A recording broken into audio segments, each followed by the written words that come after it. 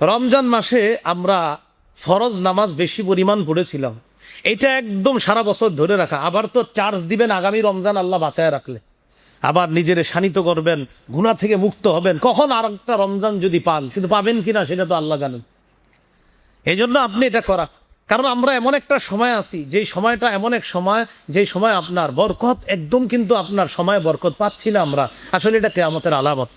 তিরমিজির বর্ণনা 2332 নম্বর হাদিস। এই হাদিসের মধ্যে আসছে রাসূলুল্লাহ সাল্লাল্লাহু আলাইহি সাল্লাম বলেন, লা তাকুমুস সাআ হাত্তা ইয়াতাকারাবা জামান।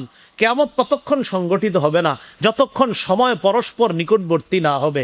কয় সময় পরস্পর নিকটবর্তী কিভাবে হবে?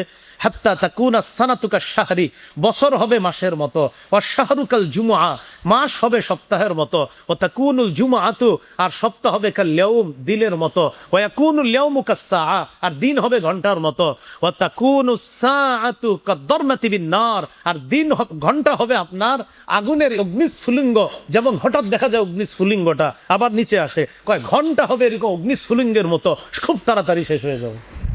এখন আপনি একটু চিন্তা করে দেখেন সময়ের বরকত। এই রমজান, এই যে কিছুদিন আগে গেছে না, আবার হয়ে দেখবেন এই কিছুদিন পরে রমজান শুরু হয়ে গেছে, যদি আল্লাহ বাঁচায় রাখে।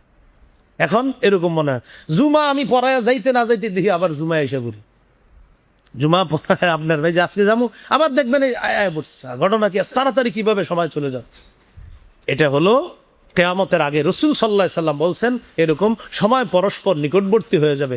তো ভাই, এই যুগে আমরা আছি, বাস এটাই শুকরিয়া করতে হবে যে আমাদের রব আমাদেরকে এই যুগে রাখছে, এটা আলহামদুলিল্লাহ, রবের ফায়সালায় খুশি। হ্যাঁ, বাকি এই ফিতনার যুগে, এই কঠিন যুগে নিজেদেরকে ইবাদতের মধ্যে যদি লাগিয়ে রাখতে পারি, সেটা হবে সবচেয়ে বড় সার্থকতা। আল্লাহ আমাদের সকলকে ইবাদতের উপর যেন আমরা অটল থাকতে পারি, আল্লাহ তৌফিক দান করেন। ইবাদতের মধ্যে নিজেদেরকে অটল রাখার চেষ্টা করব, সদা সর্বদা বেশি পরিমাণে ইবাদত করতে যেন পারি, আল্লাহ তৌফিক দান করেন।